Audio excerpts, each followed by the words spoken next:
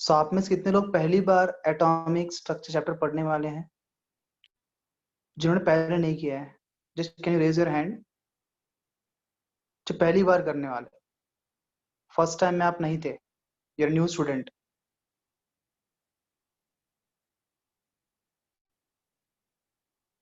तीन चार लोग ने, तो बाकी सब पहले भी थे जब पहले मैंने पढ़ाया था, वापस से कर रहे हो है ना? You want revision, fine.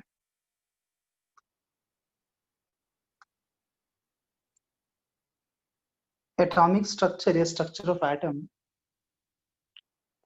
The second chapter according to NCERT.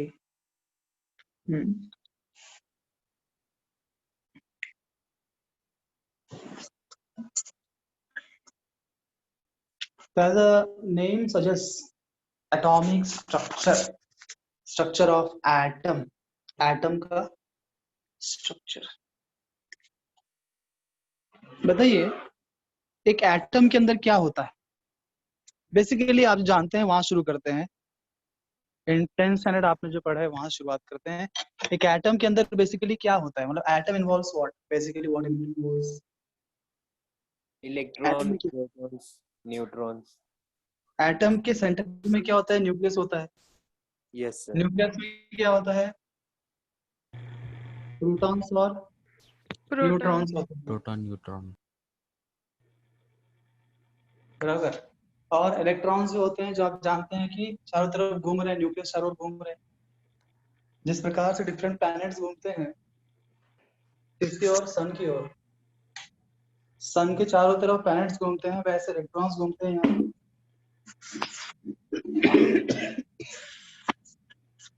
बराबर ना?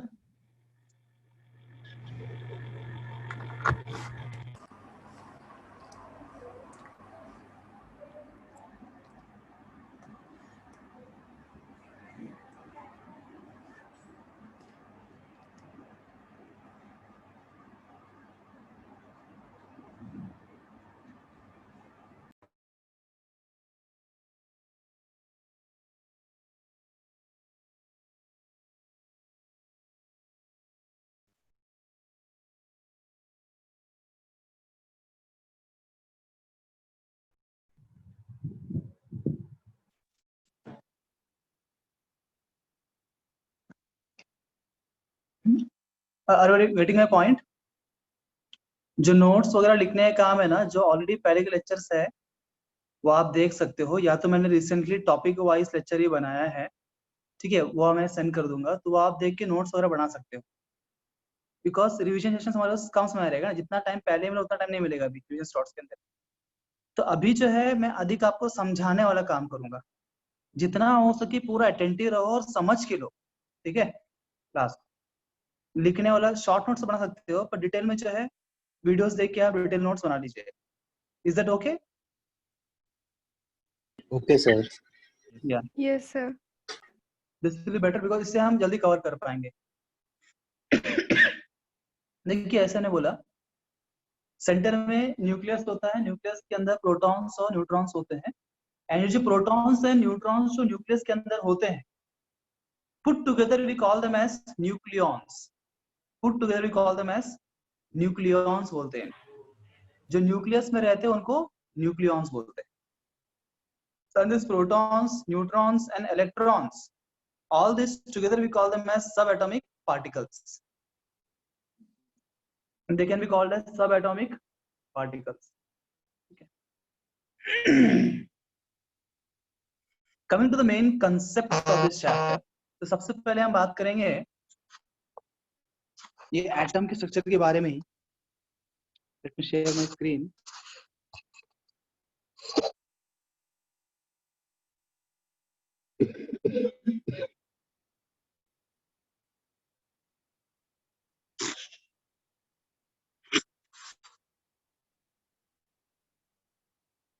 शिवा स्ट्रक्चर से ही करते हैं। जैसे अभी हमने बोला है न्यूक्लियस, ये जो गोल गोल आपको दिख रहा है, गोल गोल क्या है ये? These are called as orbits. Orbits. And इन्हीं का और एक नाम है शेल्स। इसको ऑर्बिट बोलते हैं या फिर शेल बोलते हैं, या फिर इसको स्टेशनरी स्टेट्स बोलते हैं, या फिर इसको एनर्जी लेवल बोलते हैं।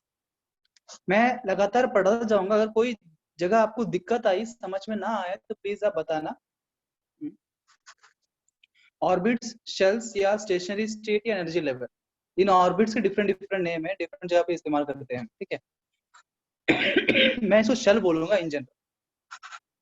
ये शेल होते हैं, इन शेल्स के अंदर ही होते हैं सबशेल्स। शेल्स के अंदर क्या होते हैं जी? सबशेल्स होते हैं। हम डायरेक्टली ऐसे पढ़ लेते हैं कि शेल में इलेक्ट्रॉन होता है, डायरेक्टली इलेक्ट्रॉन नहीं होता। जैसे हम बोलते हैं ये मैं ये अपार्टमेंट में रहता हूँ, मैं इस अपार्टमेंट में रहता हूँ, सिर्फ I stay in Krishna apartments. But then उस अपार्टमेंट के अंदर क्या होगा? डिफरेंट डिफरेंट घर होंगे ना, डिफरेंट फ्लैट्स होंगे, सेपरेट बहुत से फ्लैट्स है, 1 BHK flat, 2 BHK flat, they are like subshells. तो ये अपार्टमेंट जो है, शेल जो है, उसके अंदर सबशेल्स होंगे। सबशेल्स 4 प्रकार के होते हैं, SPDF। जैसे अलग अलग प्रकार के फ्लैट्स होते हैं अपार्टमेंट्स में, 1 BHK, 2 BHK, 3 BHK, वैसे शेल के अंदर अलग अलग प्रकार के सबशेल्स होते हैं, S subshell, P subshell, D subshell, F subshell, इस प्रकार से। और ये सबशेल होता है, इस सबशेल में होते हैं ऑर्बिटल्स, इस सबशेल्स में होते हैं orbitals. Every subshell contains a certain number of orbitals। जैसे S सबशेल होता है, उसमें एक ही ऑर्बिटल होता है। जैसे हर एक पर्टिकुलर टाइप ऑफ फ्लैट्स में डिफरेंट नंबर ऑफ रूम्स होते हैं। 1 BHK में पता है 1 BHK कितने रूम्स होते हैं? हाँ जी, 3, एक बेडरूम और एक हॉल और एक किचन, है ना, 1 BHK। जैसे 2 BHK 2 बेडरूम होते हैं। तो वैसे ही ये डिफरेंट डिफरेंट सबशेल्स के अंदर different number of orbitals present होते हैं। वो ऑर्बिटल्स जो है उस रूम्स के बराबर है, वो ऑर्बिटल्स जो है उस रूम्स के बराबर। P सबशेल में 3 ऑर्बिटल्स होते हैं, D सबशेल में 5 ऑर्बिटल्स होते हैं, F सबशेल में 7 ऑर्बिटल्स होते हैं। और इन ऑर्बिटल्स में रहते हैं इलेक्ट्रॉन्स। हम किसमें? रूम्स में रहते हैं ना, उस रूम्स में इंसान रहता है, वैसे ये ऑर्बिटल्स में रहते हैं इलेक्ट्रॉन्स। और एक ऑर्बिटल कैपेसिटी है 2 electron. 1 orbital can accommodate a maximum of 2 electrons only. वो ऑर्बिटल S का हो, P का हो, D का हो, F का हो, किसी का भी क्यों ना हो, एक ऑर्बिटल मतलब 2 इलेक्ट्रॉन मैक्सिमम उसमें अकोमोडेट हो जाएंगे।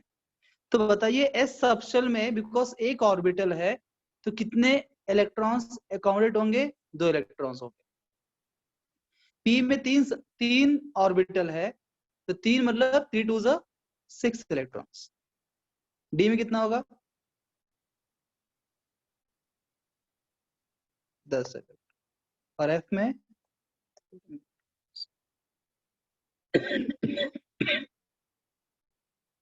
यहां तक किसी को शंका? No sir.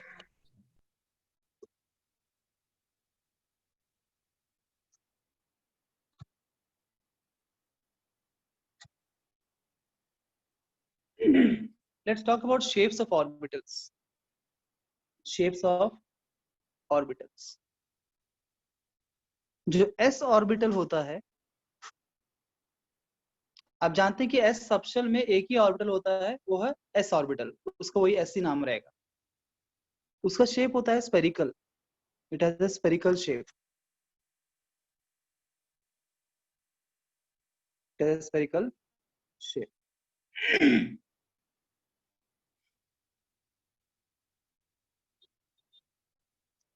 जो P सबशेल होता है, उसमें 3 ऑर्बिटल्स होते हैं। The 3 orbitals in P subshell, that is Px, Py and Pz। P subshell में 3 ऑर्बिटल्स होंगे, Px orbital, Py orbital and Pz, तीनों का नाम है। ये Px, Py, Pz नाम क्यों दिया है? कि जो ऑर्बिटल x एक्सिस पर लाई करता है उसको बोलेंगे पी एक्स ऑर्बिटल। जो y पे लाई करता है उसको बोलेंगे पी वाई ऑर्बिटल। जो z पे लाई करता है उसको बोलेंगे पी जेड ऑर्बिटल। ये जो p ऑर्बिटल्स है, जो p ऑर्बिटल्स है उनका शेप डम्बल शेप्ड होता है। They have a dumbbell shape. Dumbbell समझते हैं आप एक्सरसाइज करने के लिए यूज करते हो डंबल, किस प्रकार से रहता है शायद। ये लिफ्टेड है ना, अब Yes, sir. इससे पढ़ के लिफ्ट करते हो हर दिन सुबह एक्सरसाइज करते रहेंगे आप, डंबल बोलते हैं। तो उस डंबल शेप जैसा होता है तो नाम डंबल शेप दिया है। इस प्रकार से पी ऑर्बिटल होता है। अब डिपेंडिंग ऑन वो ये पी ऑर्बिटल जो है वो कौन से एक्सिस पे लाई करेगा, वो हिसाब से उसको हम जो है पी एक्स या पी वाई या पी जेड बोल देंगे। अगर इसका एक्सिस मान लेता हूँ एक्स एक्सिस और ये ऐसा लाई कर रहा है तो ये पी एक्स है। अगर ये हमारा वाई एक्सिस है, ये क्या है बताओ, ये कौन सा ऑर्बिटल है, पी वाई ऑर्बिटल। अगर ये हमारा जेड एक्सिस है, this is our P Z orbital. Okay.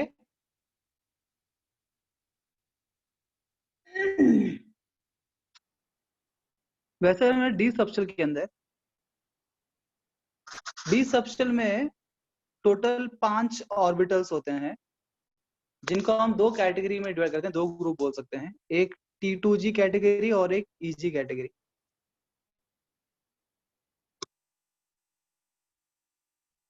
T2G के अंदर 3 होते हैं, EG के अंदर 2। कुल मिला के 5 डी ऑर्बिटल्स होते हैं, d x y, d y z, d z x, d x square y square, d z square. These are 5 d orbitals.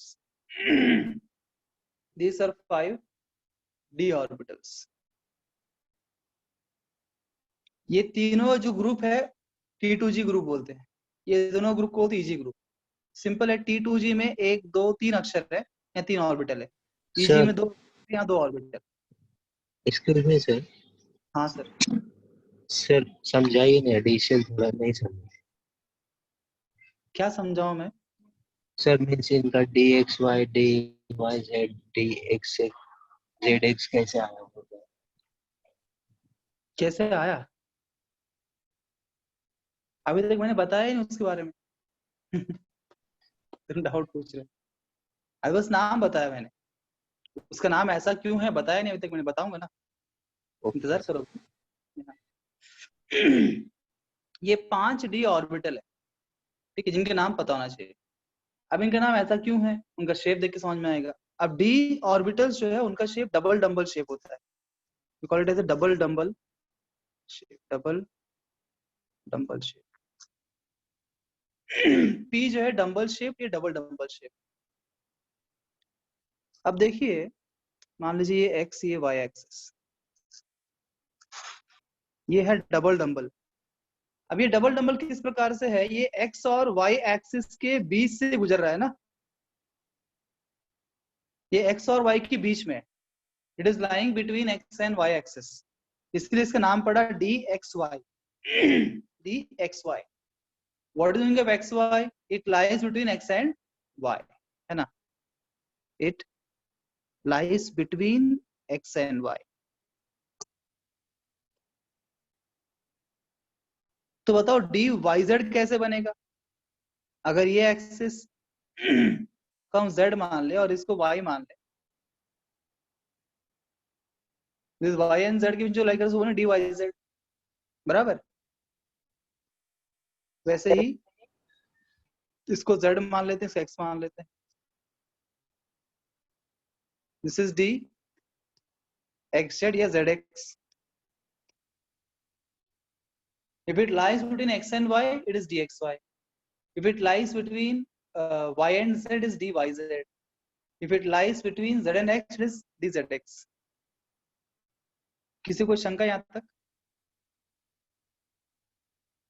No sir.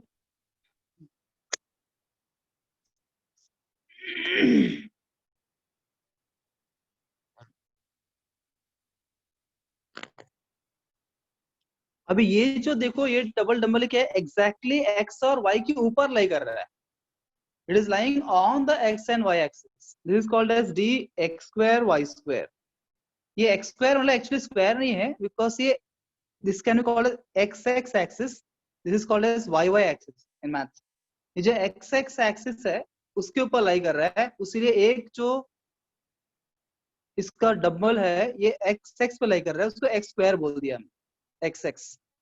और एक जो है वाई वाई पे लाई कर रहा है उसने वाई स्क्वायर बोल दिया. ये माइनस नहीं है, जस्ट डैश है बस. एक्स स्क्वायर वाई स्क्वायर बोलेंगे, x square minus y square मत बोलना, टेक्निकली गलत हो जाएगा. D x square y square which lies on x and y axis, which lies on x and y. इसका एक डम्बल एक्स पे एक डम्बल वाई पे लाई करता है, इसलिए इसको d x square y square बोलते हैं. ठीक है. सिर्फ डी जेड स्क्वायर जो है ना ये पेकुलियर है. इसका जो है एक ही डंबल जो है, इसका एक ही डंबल जो है ठीक से काम करता है, समझ. एक ही डंबल उसका एक्टिव होता है. जो दूसरा डंबल होता है वो बहुत श्रंकन होता है, श्रंकन होता है. यहाँ पे इलेक्ट्रॉन घूमता नहीं है. दूसरा डंबल है पर वो डंबल सूख गया, मतलब ऐसा सोचा वो श्रिंक हो चुका है, वो छोटा होता है, वहां पे इलेक्ट्रॉन घूमता नहीं है. तो इसका ये एक डंबल जो है ना प्रॉपर, ये जेड एक्सिस पे लाई करता है. It lies on Z Z axis. क्योंकि ये जेड एक्सिस पे लाई करता है, इसका नाम पड़ा डी जेड स्क्वायर. दूसरा डंबल ना के बराबर है, इसलिए उसे पकड़ता ही नहीं कौन सा एक्सिस वो है करके. ठीक है. ये डिफरेंट डी ऑर्बिटल्स. जहां तक एफ के शेप के बारे में बात आती है वो हमारे सिलेबस के बाहर है. It has a very complex shape, उतना ही लिखा रहता है, शेप के बारे में स्टडी नहीं करते. हमसे बात करते हैं एस पी और डी के बारे में. This is the end of topic called as shapes of orbitals. Any doubt anybody till here?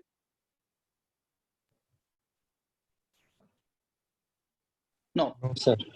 Okay. Let me put.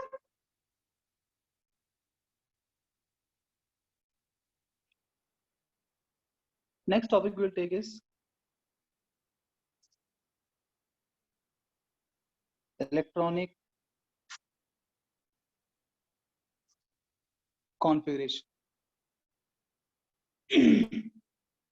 Electronic configuration is basically filling of electrons in different shells or subshells in the increasing order of their energies. In the increasing order of their energies. ये definition आप जानते हो, 10th में भी आपने किया है. आपने लिखा इलेक्ट्रॉनिक कॉन्फ़िगरेशन 2,8, 2,8,1, 2,882 वगैरह वगैरह. आपने KLMN शेल यूज करके डिफरेंट शेल्स में इलेक्ट्रॉन्स भरते हुए आपने इलेक्ट्रॉनिक कॉन्फ़िगरेशन के बारे में बताया. बस वही इलेक्ट्रॉनिक कॉन्फ़िगरेशन जो है थोड़ा सा स्प्लिट कर रहे हैं. 10th का ही लेते हैं. 10th में क्या पढ़ा आपने कॉन्फ़िगरेशन बताइए. 2 पहले आता है, उसके बाद है ना KLMN लेते हैं.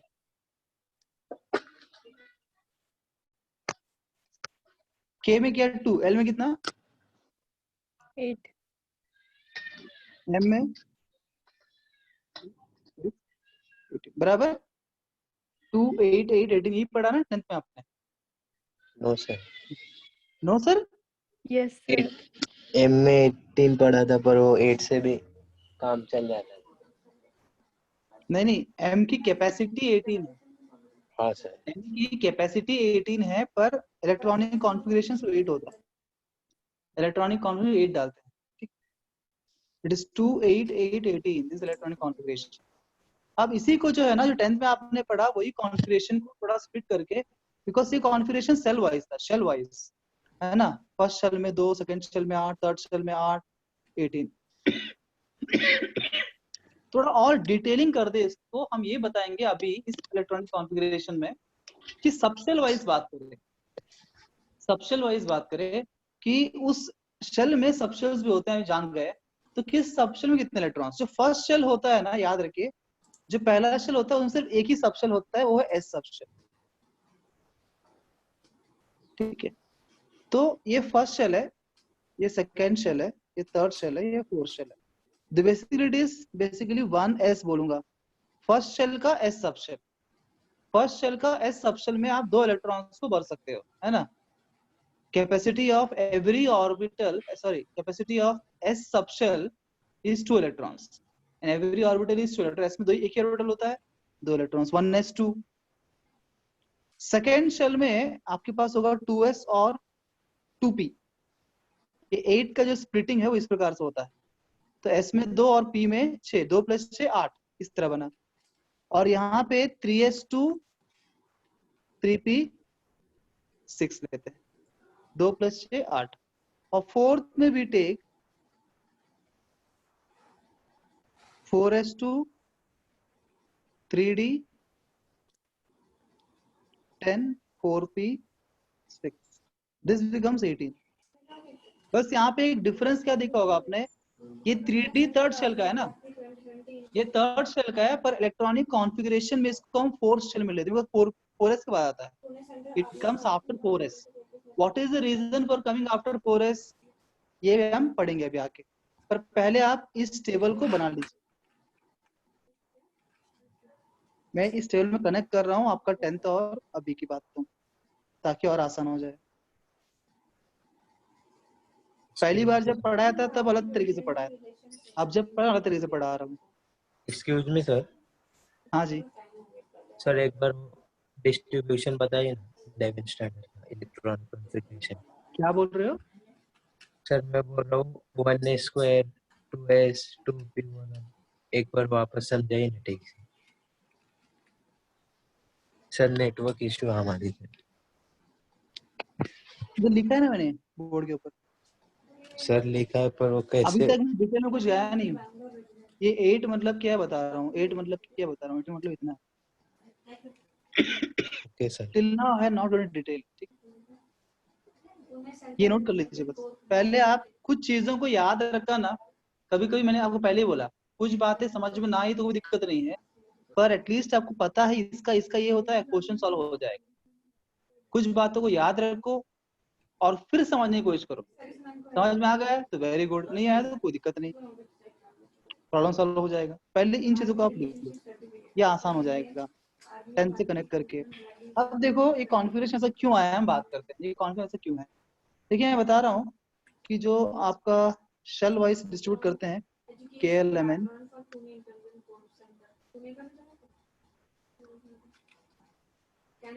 और KLMN. ये KLMN को क्या बोलेंगे अभी हम, अभी आगे से instead of saying KLMN we will say first shell, second shell, third shell, fourth shell, like that. तो पहले शेल में सिर्फ एक ही सबशेल होता है, वो है S सबशेल. दूसरे में S और P होता है, तीसरे में SPD होता है, चौथे में SPDF होता है, और आगे चलता रहता है. ठीक है, जनरली इस प्रकार से एटम का जो है स्ट्रक्चर होता है. हर एक शेल में ये डिफरेंट डिफरेंट सबशेल्स होते हैं और उसमें ऑर्बिटल्स और इलेक्ट्रॉन्स होता है. So what is electronic configuration? It is basically filling of electrons in these different subshells, in these different orbitals. In different orbitals में इलेक्ट्रॉन्स को भरने को ही हम बोलते हैं इलेक्ट्रॉनिक कॉन्फ़िगरेशन. पर कैसे बनना है? सिस्टमैटिकली बनना है. सिस्टमैटिकली मतलब क्या बोलते हैं? सिस्टमैटिकली बनना मतलब क्या है, ये 3 लोगों ने समझाया हमको. मैंने क्या बोला? सिस्टमैटिकली इलेक्ट्रॉन्स को भरना है डिफरेंट सबशेल्स के अंदर. सुनिए ध्यानपूर्वक, सिस्टमैटिकली भरना है. सिस्टमैटिकली भरना उसका मतलब क्या, ये हमें 3 साइंटिस्ट बताते हैं. देखते हैं वो साइंटिस्ट हमें क्या समझाते हैं कि सिस्टमैटिकली इलेक्ट्रॉन्स को हम कैसे इन डिफरेंट सबशेल्स के अंदर भरे. क्या किसी के घर से आवाज आ रही है क्या? म्यूट कर लीजिए अगर आवाज आ रही है. ऑलरेडी बेचारे बच्चों को समझने में दिक्कत आ रही है और तुम डिस्टर्ब करोगे तो और बैंड बजेंगी. अभी आपको बाउंसर नहीं हो रहा है ना, समझ में आ रहा है ना? I am trying to grow as slow as possible and trying to frame the whole thing in such a way कि आप स्टार्टिंग से एंड तक पूरा ध्यान पूर्वक सुनोगे तो आपको 100% गारंटी समझ में आएगा. और मैंने पढ़ाने का तरीका भी चेंज स्लाइटली किया है, क्योंकि कुछ लोग पहले भी थे अब वापस आए, तो मैं सेम स्टाइल में नहीं पढ़ा रहा हूँ. बिकॉज पहले आप वही चीजें पढ़ चुके हैं, फिर भी दिक्कत आई, उसलिए वापस आए आप. तो मैंने उसका तरीका चेंज किया है समझाने का, और सिंप्लीफाई करने की कोशिश कर रहा हूँ. बस आप पूरी तरह ध्यान लगा के यहाँ पे सुनिए, बीच में डाइवर्ट मत होइए. ठीक है, पूरा टॉपिक सुनने के बाद फिर डाउट है कि पूछना मुझे, पूरा स्टार्ट से एंड तक पूरी कहानी सुनो तो कहानी समझ में आएगा। तो अब इलेक्ट्रॉन्स को हम भरे कैसे ये देखना है, अभी कंप्लीट नहीं हुआ है टॉपिक। तो 3 साइंटिस्ट हमारे पास है, एक है ऑफबाउ, दूसरा है पाउली, तीसरा है वुड। ये 3 लोगों ने इलेक्ट्रॉनिक कॉन्फ़िगरेशन एक एटम का कैसा लिखना चाहिए बताया। ऑफो क्या बोलता है, ये बोलता है कि हमेशा अरेंज या fill electrons in increasing order of energy.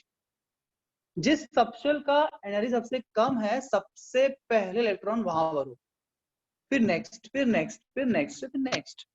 बोलो शेल के हिसाब से मत भरो, शेल के हिसाब से मत भरो, एनर्जी के हिसाब से भरो। जहां एनर्जी कम, हाँ इत्तेफाक से ऐसा ही हो रहा है ओवरऑल की भाई जो फर्स्ट शेल है एनर्जी कम है by default, second third as you move ahead in different energy is increasing. परंतु ऑपोजी बोलते हैं कि इलेक्ट्रॉन्स को आप वो सब छोड़ो, कभी कभी एक्सेप्शन भी हो सकता है, बोलते हैं एक्सेप्शन भी हो सकता है, आप एनर्जी के ऊपर फोकस करो, जहां एनर्जी कम है वहां पे इलेक्ट्रॉन्स को भरो, ठीक है। और हमने फिर चेक किया कि एनर्जी के हिसाब से हम चेक करते हैं इन ऑर्बिटल्स को, तो हमने क्या पाया, देखो यहाँ पे ऑर्बिटल सीक्वेंस में लिखते हैं। पहले फर्स्ट शेल में एस है, सेकेंड शेल में एस और पी है, तो उसको मैं फर्स्ट शेल में जो एस है उसको 1s लिखता हूँ, 1s। 1s का मतलब क्या, 1s का मतलब हे मेरे प्रिय बच्चे, क्या आपके अंदर जान है, बुद्धि है, ज्ञान है, तो कृपया करके बताइए 1s का मतलब क्या समझते हैं आप? Have just common sense. Sir S में एक ऑर्बिट है। 1s का बेसिक मीनिंग ये है कि फर्स्ट शेल का s, खत्म बात। 1s मतलब फर्स्ट शेल का s, 2s मतलब सेकंड शेल का s। अगर मैं सिर्फ s बोलूंगा तो क्वेश्चन उठता है ना कौन सा s है, किस शेल का s है, तो हमको क्लैरिटी होना था, उसमें क्लैरिटी चाहिए, हमको बोलना पड़ता है 4s, अच्छा मतलब 4 शेल का s ऑर्बिटल। आप बोलेंगे सर क्या फर्क पड़ता है, s तो ऐसे ही है, मैं बोलता फर्क पड़ता है। क्या फर्क पड़ता है पता है, अगर 1s है ना तो उसका शेप ऐसा होगा, अगर वो 2s है ना उसका शेप ऐसा होगा, अगर वो 3s है ये उसका शेप है। कुछ समझ में आ रहा है शेप में डिफरेंस क्या हो रहा है? 4s है तो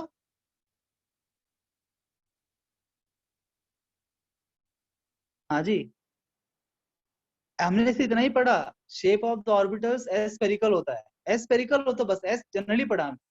अब हर एक शेल का एस का शेप में भी वेरिएशन है, स्फेरिकल ही है, पर 1s single sphere, 2s 2 spheres एक के ऊपर एक कॉन्सेंट्रिक हो गया, 3s में 3 स्फीयर है, 4s में 4 स्फीयर है, 5s में 5 रहेंगे।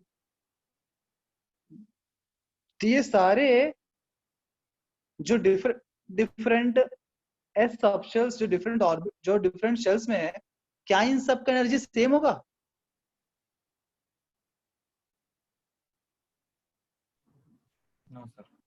No, sir.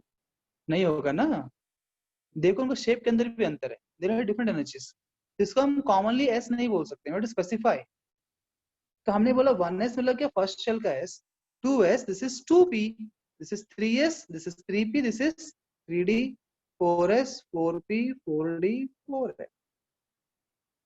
We to specify shell number also, because shell number के हिसाब से उनका शेप डिफरेंट होगा, उनका एनर्जी भी डिफरेंट होगा। जैसे 2p है, the smallest p orbital is 2p, 1p तो होता नहीं है, दिस इज 2p।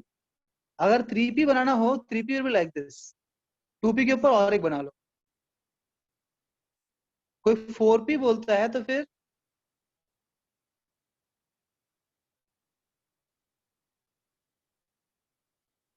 आपको आइडिया आ रहा है कैसे बनाने का, लॉजिक समझ में आ रहा है? एक एक्स्ट्रा ना उसके ऊपर एक कवरिंग चढ़ा देंगे, एक कॉर्न और बढ़ेगा, एक और कवरिंग चढ़ा देंगे। 5p हो गया तो इसके ऊपर एक और आ जाएगा, 6p हो गया तो इसके ऊपर और एक और आ जाएगा, है ना? Are you all getting my point? Yes, sir. Yes, sir. कुठे गेले?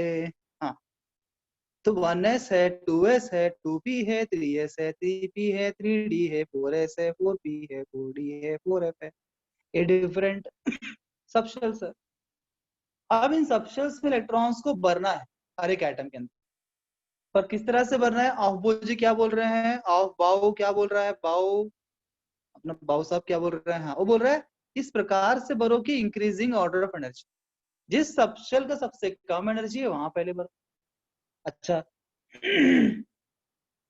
1s, 2s, 2p, 3s, 3p, 3d, 4s, यहां तक लेते हैं। ये जनरल सीक्वेंस है, सीक्वेंस से लिखा है, एकदम सीक्वेंस से लिखा मैंने, फर्स्ट शेल से सीक्वेंस में लिखता गया। अब यहाँ पे जो है ना, एनर्जी चेक करना है हमको। एनर्जी पहले ऑफबो के हिसाब से हम बात करते हैं, ऑफबो के हिसाब से एनर्जी के हिसाब से अरेंज करो इनको ऑर्बिटल्स को, सबशेल्स को, उसके बाद इलेक्ट्रॉन्स भरो बोलता है। तब ये एनर्जी ऑफ सबशेल, अब ये प्रश्न उठ गया है ना भाई, एनर्जी मुझे पता ही नहीं है, किसका एनर्जी कितना है हम जानते नहीं है, क्या कोई तरीका है एनर्जी कंपेयर करने का? हम बोलते हैं हाँ तरीका है। एनर्जी ऑफ सबशेल पता करने के लिए हमारे पास एक रूल है called as n+l, it is called as n+l rule. ठीक है, यहाँ पे n बेसिकली जो नंबर आगे दिख रहा है ना आपको, शेल नंबर, n क्या है? शेल नंबर है, और l जो है ना सबशेल है, l रिप्रेजेंट सबशेल। ठीक है, अब सबशेल आप जानते हैं SPDF होता है, तो S सबशेल का नंबर है 1, P का नंबर है, सॉरी, S का नंबर है 0, P का नंबर है 1 2 3, 0 1 2 3। L has 4 values, 0 1 2 3। L means S, 1 means P, 2 means D, 3 means L, और N तो शेल का नंबर जो आगे उसका लिखा हुआ दिख रहा है आपको जो नंबर। ठीक है, L+L रूल के माध्यम से हम ये डिफरेंट सबशेल्स के एनर्जीज को कंपेयर कर सकते हैं। कैसे कंपेयर करेंगे? जिसका n+l वैल्यू बड़ा होगा हम मानेंगे उसका एनर्जी ज्यादा है, या फिर अदर वे अराउंड, जिसका n+l वैल्यू छोटा है उसका एनर्जी कम है। n+l वैल्यू के आधार पे हम कर सकते हैं। अगर n+l वैल्यू सेम हो गया then we check the value of n। First n+l value देखने का, उसके बाद check the value of n। अब ये सीरीज का हम बात करते हैं, इस सीरीज में जो हमने लिखा हुआ है इनके बारे में हम बात कर लेते हैं, इनके एनर्जी को हम कंपेयर करते हैं।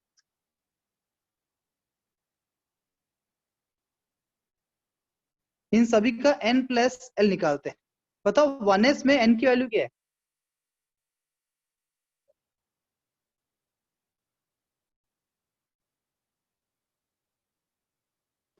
झोपड़ी की झोपड़ी में 1 दिख रहा है ना आगे, आगे 1 इतना बड़ा अक्षर में लिखा हुआ है, उसके बाद सोच रहे हो n की वैल्यू क्या है? n जो आगे आपको नंबर दिख रहा है, नंबर क्या? शेल का ही नंबर है ना वो। 1s मतलब फर्स्ट शेल का s, n क्या है? शेल नंबर, तो first shell 1। What is the value of l? 0. s मतलब क्या? 0, p मतलब 1, d मतलब 2, f मतलब 3।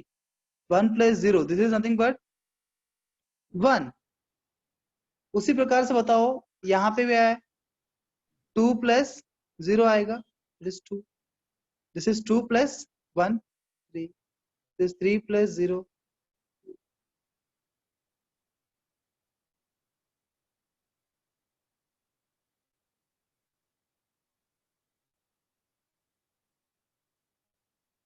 किसी को दिक्कत कैसे निकालने का n+l वैल्यू? n+l वैल्यू कैसे निकालने का, इस बात में किसी को दिक्कत?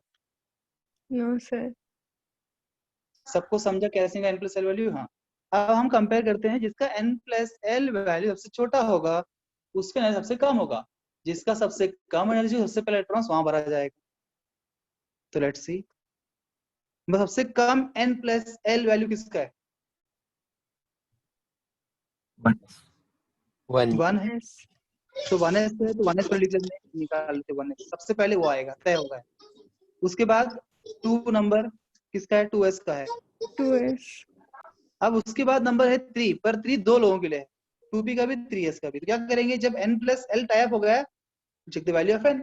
इसका n की वैल्यू छोटा है उससे एनर्जी कम होगा। इसका n की वैल्यू कितना है, 2 है, इसका n की वैल्यू 3 है, तो पहले कौन आएगा, पहले 2p आएगा,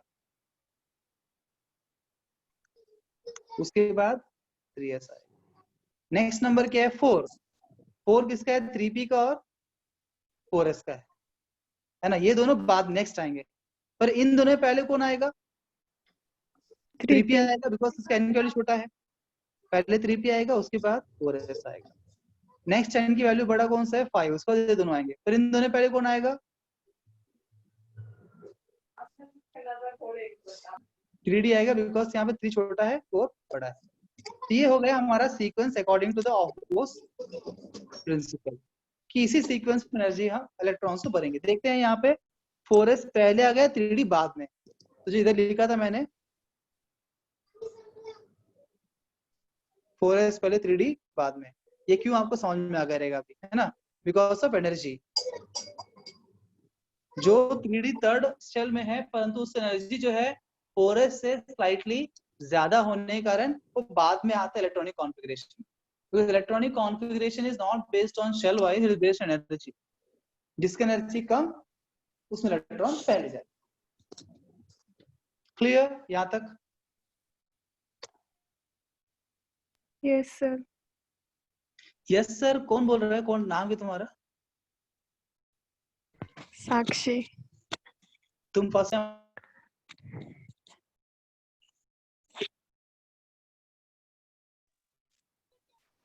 साक्षी तुम न्यू स्टूडेंट हो कि तुम पहले भी थे, लास्ट जब पढ़ाया था मैंने? नहीं सर पहले भी थी। तुम पहले भी थे, हाँ।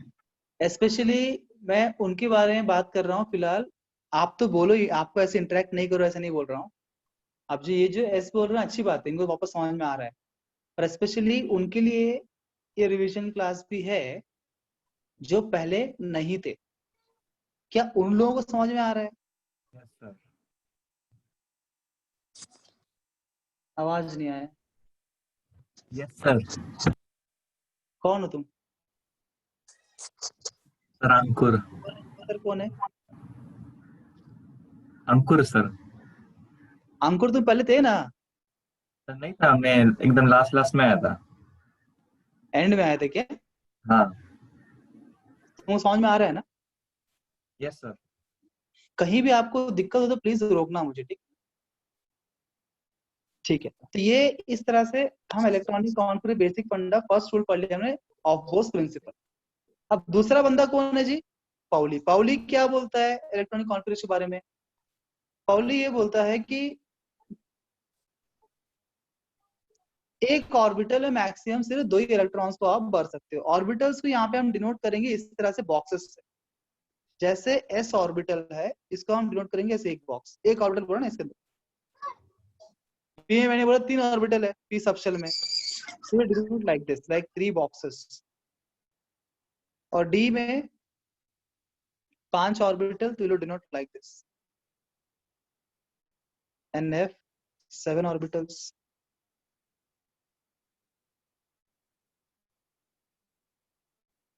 तो ऑर्बिटल्स इस तरह से हम डिनोट करेंगे। और एक ऑर्बिटल में पॉली जी बोलते हैं कि 2 से अधिक इलेक्ट्रॉन पॉसिबल नहीं है। वो तो हमने ऑलरेडी बता दिया आपको, पर ये बात उन्होंने बताया था पॉली जी ने, कि एक ऑर्बिटल में मैक्सिमम 2 इलेक्ट्रॉन हो सकते हैं। टेक्निकली वो बोलते हैं कि in terms of quantum numbers बोलते हैं, जो हम आगे पढ़ेंगे, कि no two electrons can have same set of 4 quantum numbers।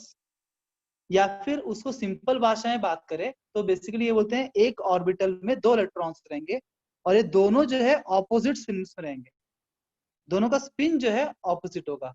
देखिए एक ऑर्बिटल में 2 इलेक्ट्रॉन्स रहना पॉसिबल है क्या, बताइए, आप बताइए। अगर लॉजिकली हम बात करेंगे, अच्छा आपको केमिस्ट्री का सिद्धांत पता है? केमिस्ट्री का एक मुख्य प्रिंसिपल क्या है?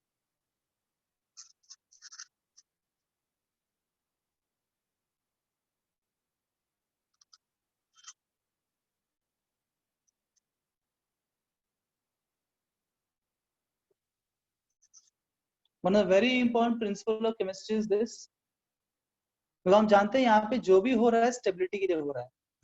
यहाँ पे जो भी कारनामे हो रहे हैं एलिमेंट्स के अंदर, कंपाउंड्स के अंदर, जो डिफरेंट केमिकल रिएक्शंस हो रहे हैं, whatever is happening through the chemistry हम पढ़ने वाले हैं, अलग अलग नाम से पढ़ेंगे, पर वो चीज एक ही मकसद से हो रहा है कि हर व्यक्ति स्टेबिलिटी चाहता है। Every one of these compounds elements they want stability, and stability can be related to energy. Lower is the energy, higher is stability. जितना एनर्जी सिस्टम में कम होगा मॉलिक्यूल का, कंपाउंड का, उतना अधिक वो स्टेबल होगा। और कैसे हम समझेंगे, एनर्जी को कनेक्ट करेंगे कंसेप्ट में, जब भी रिपल्शन एनर्जी क्रिएट होगा ना, रिपल्सिव एनर्जी या रिपल्शन फोर्स, रिपल्सिव फोर्स से एनर्जी बढ़ता है। रिपल्सिव फोर्स जो होता है वो एनर्जी को बढ़ा देता है। एनर्जी बढ़ेगा तो क्या होगा, स्टेबिलिटी घटेगा। तो ये ऑलवेज जब भी आप एनर्जी चेक करें देखना रिपल्सिव फोर्स क्या हो रहा है। रिपल्सिव फोर्स बढ़ेगा तो एनर्जी घटेगा, फिर एनर्जी बढ़ेगा, एनर्जी बढ़ेगा, स्टेबिलिटी घटेगा। अब बताइए अगर एक ऑर्बिटल में दो इलेक्ट्रॉन्स रहे, एक ऑर्बिटल में दो इलेक्ट्रॉन्स रहे, दोनों सेम चार्जेस है ना, बोथ हैव सेम चार्जेस,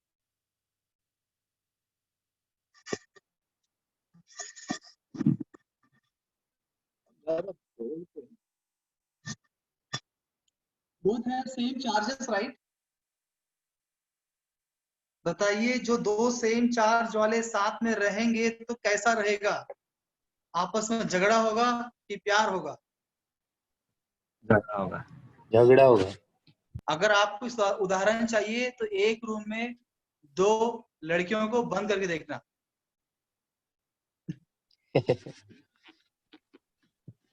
आपका आवाज वगैरह बाहर आएंगे। सो एक जगह पे दो लोग रहेंगे तो सेम सेम प्रॉब्लम होता है।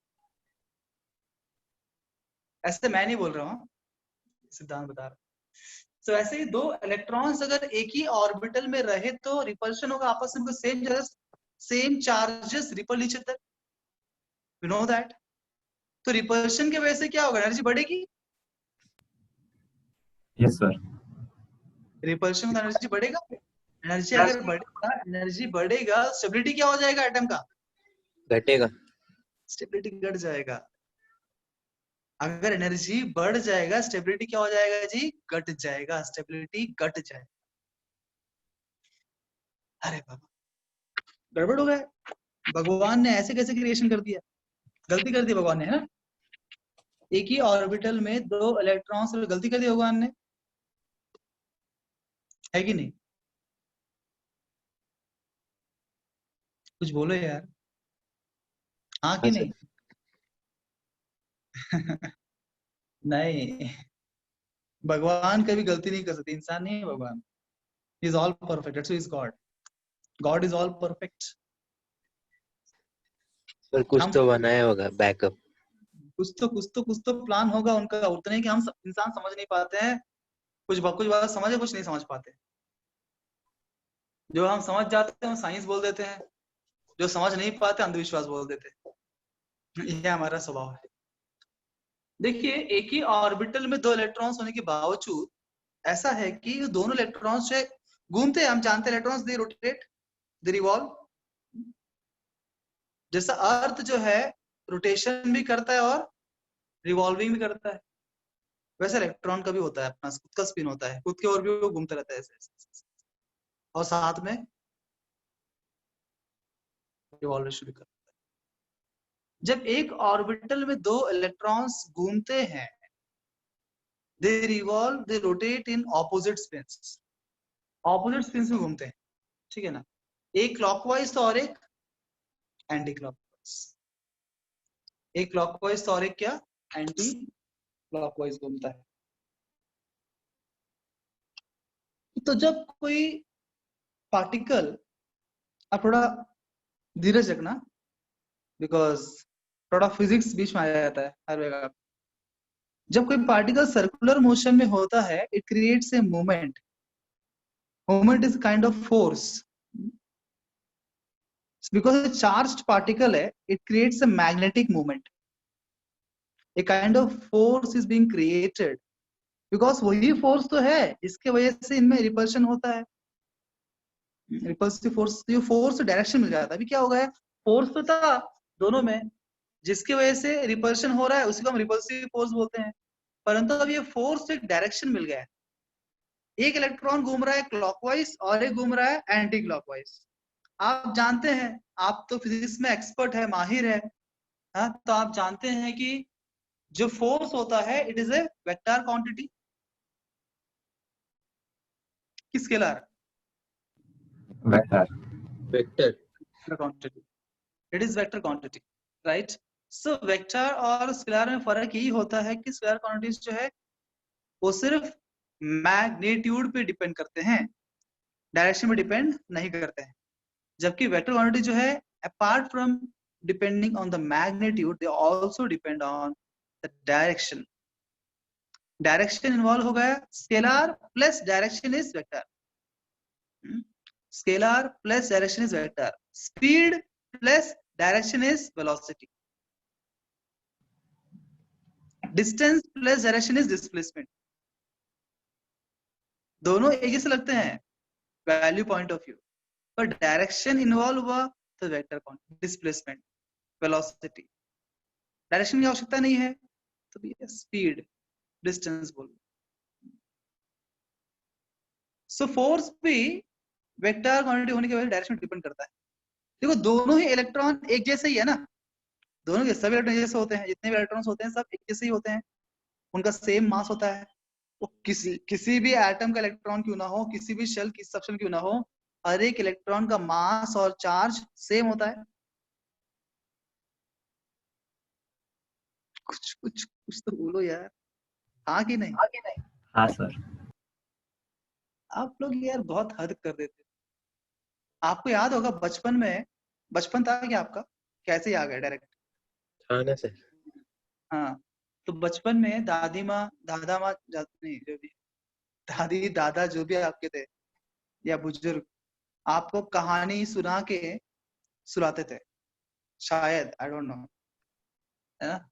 जब कहानी वो सुनाते थे तो तुम कुछ बोलते थे क्या?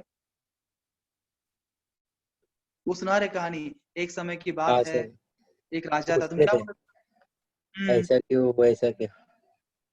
एटलीस्ट तुम क्या गुनगुनाना बोलते, नहीं क्या बोलते हैं, हूँ करते ना, हूँ, हाँ हाँ हाँ, कुछ तो करते ना, कुछ तो रेस्पॉन्ड करते थे ना।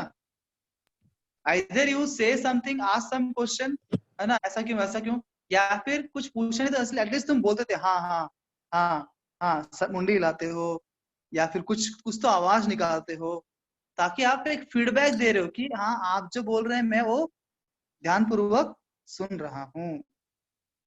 बोलते रहो, फिर बोलने वाला बोलते रहता है हाँ ये सुन रहा है। अगर आपका हाँ हूँ सब बंद हो गया, मतलब सो गया अभी, कहानी बंद। वैसा ही जब टीचर ही बताता है तो वो फीडबैक की अपेक्षा करता है, आगे बताने के लिए तसल्ली चाहिए, वो कोई तो सुन रहा है मेरी बात, ऑनलाइन है, किससे बात कर रहा समझ में आना चाहिए ना। We have to be personal, it should not be impersonal.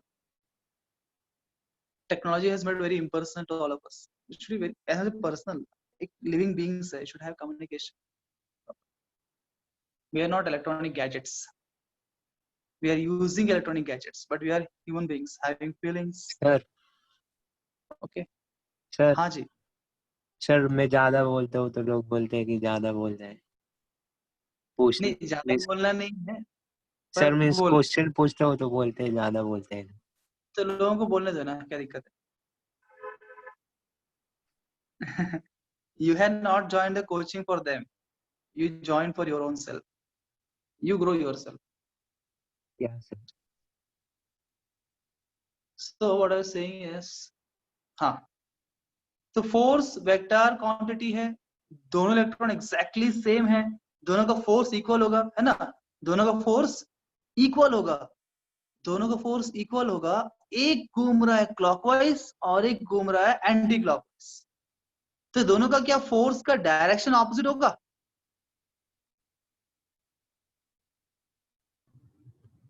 The direction of the force will be opposite for these two electrons. हाँ कि नहीं? You able to hear me?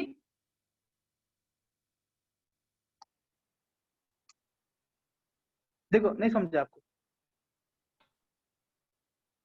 एक इलेक्ट्रॉन घूम रहा है क्लॉकवाइज ऐसे, देखो हाँ ऐसे, इसका डायरेक्शन ऑफ फोर्स ऐसा होगा, ऐसा होगा, दिस डायरेक्शन ऐसा, और एक घूम रहा है एंटी क्लॉकवाइज, ऐसा होगा, इसका फोर्स ऐसा इस तरफ आएगा, एक का फोर्स वहां जा रहा है, एक का फोर्स यहाँ, दोनों एग्जैक्टली ऑपोजिट डायरेक्शन में, पर दोनों का मैग्नीट्यूड एकदम एग्जैक्टली सेम है, they same magnitude but in different direction. तो बताओ नेट फोर्स क्या होगा, यहाँ नेट मूवमेंट क्या हो जाएगा? 0 0 जीरो हो जाएगा। एक ऐसा, दोनों फोर्स इक्वल है, नेट फोर्स क्या हो जाएगा? 0 हो जाएगा। तो नेट फोर्स 0 हो गया, उसका मतलब वो दोनों एक ही ऑर्बिटल में रहने के बावजूद भी उनके अंदर रिपल्शन नहीं होगा। This is called God's intelligence. Impossible को भी पॉसिबल बना देते हैं भगवान, है ना, इम्पॉसिबल को पॉसिबल कर देते हैं। तो यही चीज है, यही चीज को पॉली जी समझ के बताते हैं, जो पॉलिस प्रिंसिपल वही है। वो बोलते हैं कि एक ऑर्बिटल में 2 इलेक्ट्रॉन्स होंगे और वो दोनों इलेक्ट्रॉन कैसे होंगे? ऑपोजिट स्पिन में होंगे, तभी रिपल्शन नहीं होगा, कैंसिल हो जाएगा, स्टेबल रहेगा। सेम स्पिन में रहेगा दिक्कत आ जाएगी, ऐड हो जाएगा ना फिर फोर्स, फिर दिक्कत आ जाएगा। ऐसे पॉली जी बोलते हैं जब भी आपको इलेक्ट्रॉन्स भरना हो इस प्रकार से भरिए। तीसरा लास्ट जो है हर्न रूल। हर्न क्या बोलता है कि जब इलेक्ट्रॉन्स को आप भरेंगे भाई ऐसे भरो, पहले सब में इक्वल डिस्ट्रीब्यूट करो। कोई भी सबशेल में, फॉर एग्जांपल पी सबशेल में इलेक्ट्रॉन्स को भरना है और आपको कॉन्फ़िगरेशन आ गया P4 कॉन्फ़िगरेशन, P मैक्सिमम 6 आप भर सकते हो, पर मानो लास्ट में 4 ही बचे इलेक्ट्रॉन्स, आपने P में 4 इलेक्ट्रॉन्स डाल दिए, तो ये 4 इलेक्ट्रॉन्स को भरना कैसे है ये बताते हैं। ये 4 इलेक्ट्रॉन्स को भरना कैसे है ये बताते हैं। तो बोलते हैं पहले एक एक एक सभी ऑर्बिटल्स में सिंगल सिंगल इलेक्ट्रॉन्स को पहले आप भर दीजिए, इक्वली डिस्ट्रीब्यूट कर दीजिए, उसके वापस से पहले में आइए, फिर ऐसे भरिए। और दूसरी बात, जब पहले इलेक्ट्रॉन्स को भरेंगे वो सभी एक ही स्पिन में होना चाहिए, all must be in the parallel spins, they must be parallel spin, ये क्लॉकवाइज क्लॉकवाइज क्लॉकवाइज, फिर वापस नेक्स्ट फिर एंटी क्लॉकवाइज, इस तरह P4 को भरना है। बोलते हैं आपको ऐसे भरना है, कैसे नहीं भरना है, ऐसे नहीं भरना, 1 2 3 4 ऐसे नहीं भरना है, पहले सब में सिंगल सिंगल सिंगल भरो इन द पैरेलल स्पिन्स, उसके बाद फिर वापस स्टार्टिंग में आओ, फिर एंटी पैरेलल स्पिन में आप एक करके भरते जाओ। इस प्रकार से इलेक्ट्रॉन्स को भरना है। एक और उदाहरण तो मान लीजिए D7 कॉन्फ़िगरेशन है, D7 कैसे भरेंगे? 1 2 3 4 5 6 7 बराबर है, राइट और नहीं रॉन्ग? सर, रॉन्ग है। क्यों रॉन्ग है? क्योंकि सर मैंने इनका स्पिन गलत डाल दिया। हाँ सर, मैंने बोला पहली बार में सबका स्पिन सेम होना चाहिए, 3 का मैंने स्पिन क्लॉकवाइज रखा, 2 को एंटी क्लॉकवाइज कर दिया, ये गलत तरीका है पॉली के हिसाब से, सॉरी हंस के हिसाब से। सही तरीका क्या है जी? 1 2 3 4 5 6 7 अब बराबर है। बोलते इस प्रकार से इलेक्ट्रॉन्स को आप भरिए, ऐसा कौन बोलता है? हंस बोलता है। तो ये 3 लोगों को मिला के इलेक्ट्रॉन, तीनों रूल्स को फॉलो करेंगे, इलेक्ट्रॉनिक कॉन्फ़िगरेशन बनता है। ठीक है, एक उदाहरण लेता हूं, हमारे पास 1 मिनट का समय है। से फॉर एग्जांपल मैग्नीशियम, मैग्नीशियम का मुझे इलेक्ट्रॉनिक कॉन्फ़िगरेशन लिखना है इस प्रकार से। इसका एटॉमिक नंबर क्या है जी? 12। तो 1s सीक्वेंस हम जानते हैं, 1s 2s 2p 3s है ना, 3p वगैरह वगैरह वगैरह, जितना करे उतना लेंगे हम। तो s में 2 इलेक्ट्रॉन्स भर सकते हैं हम, 2 भरा, 2 4 हो गए, यहाँ 6 कितना हो गया? 10 हो गए, यहाँ 2 12, बस यहाँ खत्म हो गए, आगे जरूरत नहीं है, आगे की जरूरत नहीं है।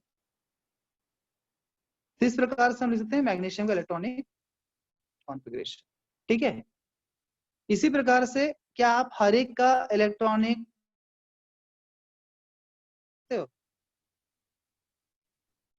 So when you come tomorrow, write the electronic configuration.